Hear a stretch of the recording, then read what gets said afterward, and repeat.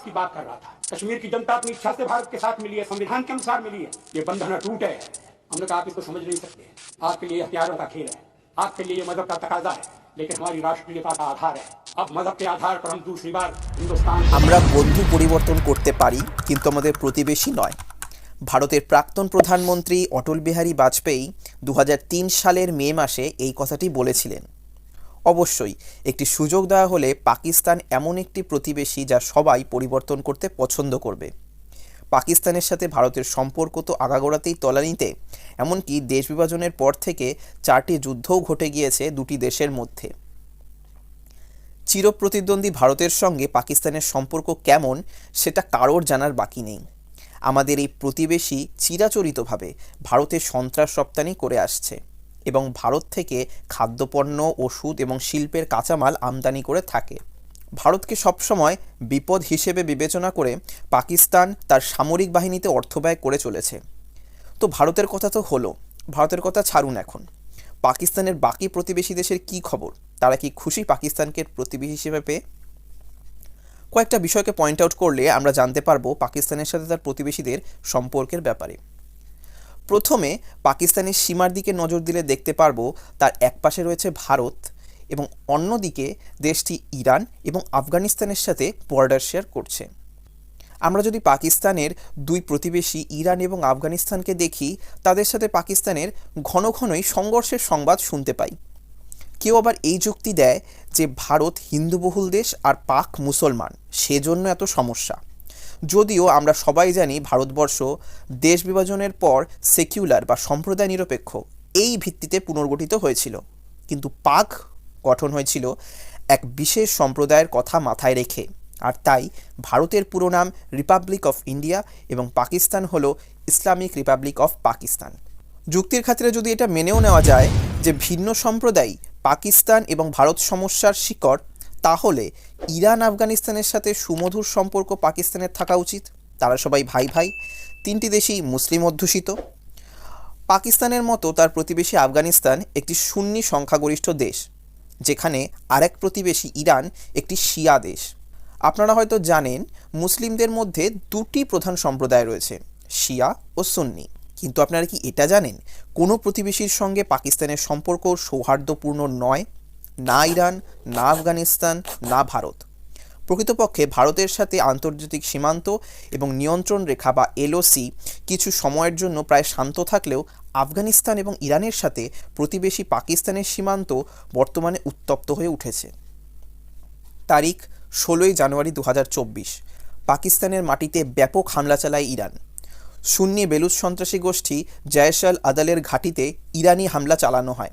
ক্ষেপণাস্ত্র এবং ড্রোন হামলা পাকিস্তানের বেলুচিস্তান প্রদেশের পাঞ্জাউর শহরে জয়শ আল আদালের ঘাঁটিতে আঘাত করে। এতে 2 শিশু নিহত হয়েছে বলে দাবি পাকিস্তান সরকারের পররাষ্ট্র মন্ত্রণালয়ের। তো হঠাৎ ইরানের এরকম হামলা চালানোর দরকার পড়ল কেন পাকিস্তানে? কারণ হলো এই দুটি দেশের ডেমোগ্রাফি। পাকিস্তান একটি সুন্নি সংখ্যাগরিষ্ঠ দেশ এবং ইরান একটি শিয়া সংখ্যাগরিষ্ঠ দেশ। উভয়ের নিজের সুবিধার জন্য তাদের সংখ্যালঘুদের প্রক্সি হিসাবে ব্যবহার করছে বলে তারা একে অপরকে দোষারোপ করে, আর এর ফলে তাদের মধ্যে সম্পর্ক কখনোই অনুকূল ছিল না। ইরান জয়শ আল আদালকে ইরানের অভ্যন্তরে সীমান্ত পেরিয়ে হামলা চালানোর জন্য অভিযুক্ত করেছে। অভিযোগ করা হয় যে পাকিস্তান এই গোষ্ঠী এবং অন্যান্য জঙ্গিদের জন্য গোপন আস্তানা সরবরাহ করে, যারা ইরানের সামরিক বাহিনীর বিরুদ্ধে হাই প্রোফাইল হামলার জন্য পরিচিত। তেহরান থেকে এই দাবি ইসলামাবাদ যদিও অস্বীকার করেছে। এরপর আসে তারিখ 17 জানুয়ারি 2024 প্রকাশিত পাকিস্তানের পররাষ্ট্র দপ্তরের একটি বিবৃতি এই হামলাকে ইরানের দ্বারা তার আকাশসীমার অকারণ লঙ্ঘন বলে অভিহিত করে। হামলাগুলিকে পাকিস্তানের সার্বভৌমত্বের উপর আক্রমণ বলে অভিহিত করে পাকিস্তান সতর্ক করেছে যে এই হামলার গুরুতর পরিণতি হতে পারে। প্রতিশোধরূপে 18 জানুয়ারি পাকিস্তানও ইরানে থাকা জঙ্গি সংগঠনগুলোর উপর আক্রমণ চালায়। পাকিস্তান এবং ইরানের সীমান্তবর্তী এলাকাটি মাদক পাচার এবং জঙ্গিবাদের কেন্দ্রস্থল। বেলুচিস্তান অঞ্চল, যা উভয় দেশ জুড়ে বিস্তৃত, সাম্প্রদায়িক পার্থক্য এবং বেলুচি বিচ্ছিন্নতাবাদী কার্যকলাপ পরিস্থিতিকে আরও খারাপ করে তুলেছে। জয়েশ-এ আদাল হল মার্কিন যুক্তরাষ্ট্র এবং ইরান কর্তৃক মনোনীত সুন্নি সন্ত্রাসী গোষ্ঠী, যার দক্ষিণ পূর্ব ইরানে সন্ত্রাসী কর্মকাণ্ড পরিচালনার দীর্ঘ ইতিহাস রয়েছে। মার্কিন যুক্তরাষ্ট্রের ন্যাশনাল ইন্টেলিজেন্স বা ডিএনআই এর মতে সন্ত্রাসী গোষ্ঠীটি 2013 সাল থেকে ইরানে বেসামরিক ও সরকারি কর্মকর্তাদের অ্যাম্বুশ, গুপ্তহত্যা, হামলা, হিট অ্যান্ড রান রেড, অপহরণ এসবের সাথে জড়িত। এখন ইরান এক সপ্তাহের মধ্যে সিরিয়া, ইরাক এবং পাকিস্তানে হামলা চালিয়ে 3টি ফ্রন্ট খুলে দিয়েছে। আরও জানতে যদি আপনারা ইরান, ইসরায়েল এবং প্যালেস্টাইনে ঘটা যুদ্ধ নিয়ে আলাদা ভিডিও চান, তাহলে অবশ্যই সেই ভিডিও আনা হবে। তাহলে এক প্রতিবেশী ইরানের সঙ্গে পাকিস্তানের সংঘর্ষ কেন, তা আমরা জানলাম, কিন্তু আফগানিস্তানের সাথে পাকিস্তানের সমস্যা কি? দুটি দেশই সুন্নি প্রধান। তো সেটা জানতে 2021 সালের আগস্টে ফিরে আসা যাক। সেই সময় মার্কিন সামরিক বাহিনী এবং ন্যাটো মিত্ররা উত্তর পশ্চিমে পাকিস্তানের অন্য প্রতিবেশী আফগানিস্তান ছেড়ে চলে যাচ্ছিল। আসলে আমেরিকা আফগানিস্তানে গণতন্ত্র স্থাপনের জন্য চেষ্টা চালাচ্ছিল, যেটা তারা করতে ব্যর্থ হয়। ইমরান খান, তৎকালীন পাকিস্তানের প্রধানমন্ত্রী, তালেবান ক্ষমতা দখল করায় আফগানরা দাসত্বের শৃঙ্খল ভেঙেছে এই ভেবে আফগানিস্তান থেকে আমেরিকার প্রস্থানকে স্বাগত জানিয়েছিলেন তিনি। খুব খুশি ছিলেন এবং সম্পূর্ণ পাকিস্তান অত্যন্ত খুশি ছিল। পাকিস্তান ঐতিহাসিকভাবে তালেবানদের সমর্থন করেছিল, যেমনটি আরও কয়েক ডজন সন্ত্রাসী সংগঠনের সাথে করেছিল পাকিস্তান এবং বর্তমানেও করে থাকে। তো এবার চলে আসি বর্তমান সময়ে। আফগানিস্তান ও পাকিস্তানের মধ্যে বর্তমান পরিস্থিতি এমন কিছু নয় যা পাকিস্তানি এস্টাবলিশমেন্ট সহ অনেকেই আশা করেছিল। মনে হচ্ছে আফগানিস্তানের তালেবানরা পাকিস্তানের জন্য ময়দানব হয়ে উঠেছে। আফগানিস্তান পাকিস্তান সম্পর্কের জ্বালাতনের মধ্যে তেহরিকে তালিবান পাকিস্তান বা টিটিপি, সেটির কার্যকলাপ সবচেয়ে গুরুত্বপূর্ণ। পাকিস্তান বারবার পাকিস্তান বিরোধী সন্ত্রাসী গোষ্ঠী তেহরিকে তালিবান পাকিস্তান বা টিটিপিকে সমর্থন করার আফগানিস্তানের তালেবানদের উপর অভিযোগ লাগায়। পাকিস্তানের অভিযোগ, তেহরিকে তালিবান পাকিস্তান বা টিটিপির জঙ্গিরা পাকিস্তানে এসে উপদ্রব চালায়, হামলা করে, বোমা গোলাগুলি চালায়, মসজিদে হামলা করে, যার জন্য বহু মানুষ নিহত হয়েছে আর করার পর আবার আফগানিস্তানে ফেরত চলে যায়। অন্যান্য ঘর্ষণ পয়েন্টগুলোর মধ্যে রয়েছে পাকিস্তানের আফগান উদ্বাস্তুদের নির্বাসন এবং আফগান পরিবহনকারীদের উপর ভিসা বিধিনিষেধ। বহু আফগানি রিফিউজি পাকিস্তানে রয়েছে। আফগানি উদ্বাস্তুদের বারবার পাকিস্তান আদেশ দিয়েছে যে পাকিস্তান ছেড়ে চলে যেতে, নয়তো কড়া শাস্তি নেওয়া হবে।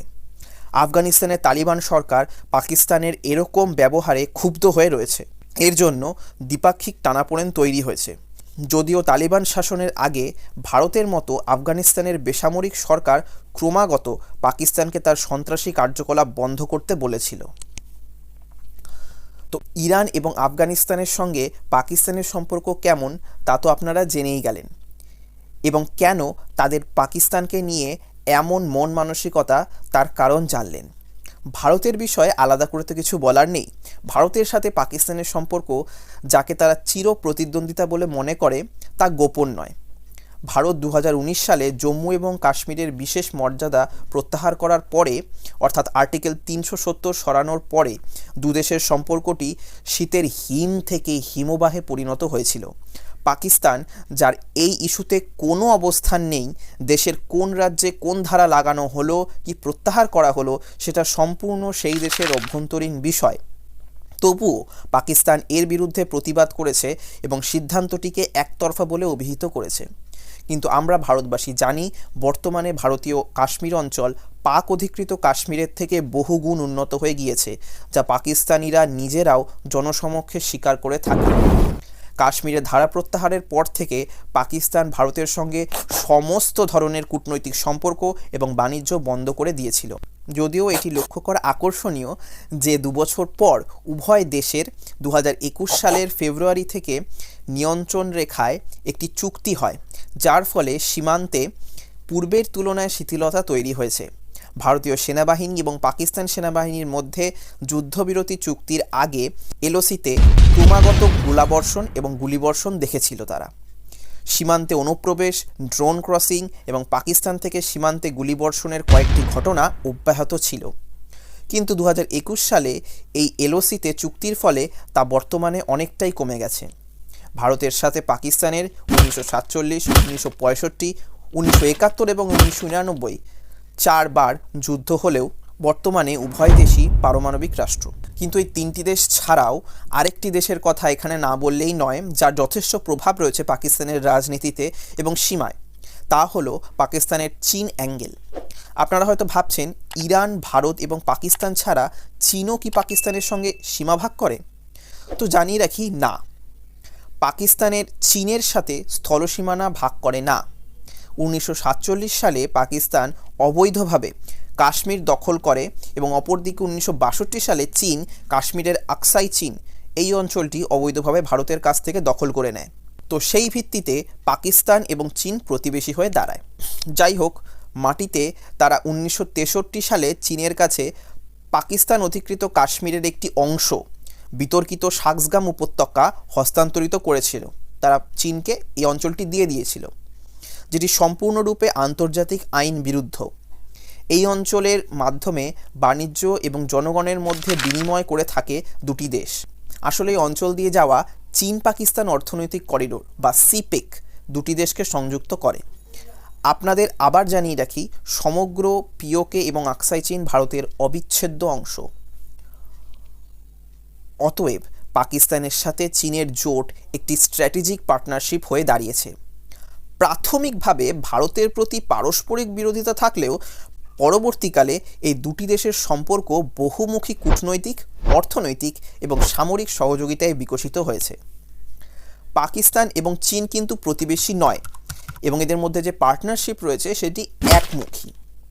দাঁড়ান, এখন আপনারা ভাবতে পারেন পার্টনারশিপ একমুখী কেন? সেভাবে বলতে গেলে বিশেষজ্ঞরা মনে করেন পাকিস্তানের ঋণ সমস্যার একমাত্র কারণ চীন। 2021 সালে এইড ডেটা একটি রিপোর্ট প্রকাশ করেছে যে 2000 থেকে 2017 সাল পর্যন্ত পাকিস্তানের চীনা উন্নয়নে যে টাকার যোগান দেওয়া হয়েছে তার প্রধান রূপ ছিল ঋণ, অনুদান নয়। অনেকে হয়তো ভাবে চীন পাকিস্তানে যা নিবেশ করছে সব অনুদান এবং পাকিস্তানের স্বার্থে। আসলে তার সমগ্রটাই পাকিস্তানের উপর ঋণ এবং সেই ঋণ পাকিস্তানকে প্রায় বাণিজ্যিক সুদের হারে দেওয়া হয়েছিল, 8%, 9%, 10% এই হারে, যা শোধ করার জন্য পাকিস্তানকে অনেক সময় পাকিস্তানের বিভিন্ন বন্দর সহ বিভিন্ন স্থান চীনের কাছে বিক্রিও করেছে তারা। পাকিস্তানের বক্তব্য যে চীনের সাথে তার বড় ব্যবসায়িক সম্পর্ক, কিন্তু ডেটা দেখলে পরিষ্কার হয় যে পাকিস্তানের চীনের রপ্তানি বছরে $20 বিলিয়ন, যেখানে চীনে পাকিস্তানের রপ্তানি মাত্র $2 বিলিয়ন। অর্থাৎ পাকিস্তান যতটা এক্সপোর্ট করে চীনে, চীন তার 10 গুণ এক্সপোর্ট করে পাকিস্তানে, যা থেকে অবশ্যই বোঝা যায় যে পাকিস্তানের লোকসানই ঘটছে। আর এর জন্যই পাকিস্তান বহু সময় ধরে ফ্রি ট্রেড এগ্রিমেন্ট করতে চাইছে চীনের সঙ্গে। ফ্রি ট্রেড এগ্রিমেন্ট বা মুক্ত বাণিজ্য চুক্তি হলো সেই আন্তর্জাতিক চুক্তি যেখানে দুটি দেশের মধ্যে ঘটে চলা ব্যবসা বাণিজ্যে যখন একটি দেশ অন্য দেশে কোনো পণ্য পাঠানো হয় তখন তার উপর চিরাচরিতভাবে যে শুল্ক লাগানো হয় সেই শুল্ক লাগানো হয় না এবং যতটা সম্ভব দুই দেশের মধ্যে সমান পরিমাণ এবং সমান অর্থমূল্যের জিনিসের বিনিময় হয়ে থাকে। এই বাণিজ্য ভারসাম্যহীনতার জন্য পাকিস্তান চায় চীনের সঙ্গে ফ্রি ট্রেড এগ্রিমেন্ট করতে, কিন্তু চীন সেটা কখনোই হতে দিতে চায় না, কারণ এতে চীনের অবশ্যই লোকসান। এটাই হলো চীনের ঋণ ফাঁদ। তো যেসব কারণগুলো বললাম আপনাকে, এই সব কারণের জন্যই পাকিস্তানের সঙ্গে তার প্রতিবেশীদের সম্পর্ক একদম ভালো নয়। আজকের তারিখে দাঁড়িয়ে পাকিস্তান যে সন্ত্রাসবাদ এবং জঙ্গিদের আশ্রয় দিয়েছে, তাদের তৈরি করেছে সেই সন্ত্রাস এবং জঙ্গি গোষ্ঠীরাই পাকিস্তানের পতনের কারণ হয়ে দাঁড়িয়েছে। পাকিস্তান যে বিভিন্ন দেশে এবং তার প্রতিবেশীদের দেশে সন্ত্রাস পাচার করে থাকে সেই বিষয়ে বলতে গিয়ে 2011 সালে মার্কিন পররাষ্ট্রমন্ত্রী হিলারি ক্লিন্টনের একটি মন্তব্য উঠে আসে। তিনি বলেছিলেন, আপনি নিজের বাড়ির উঠোনে সাপ রাখবেন আর আশা করবেন যে সেটি কেবল আপনার প্রতিবেশীদেরই কামড়াবে, সেটা নয়। হতে পারে সেই সাপগুলো যার উঠোনে আছে তাকেই সবশেষে দংশন করবে।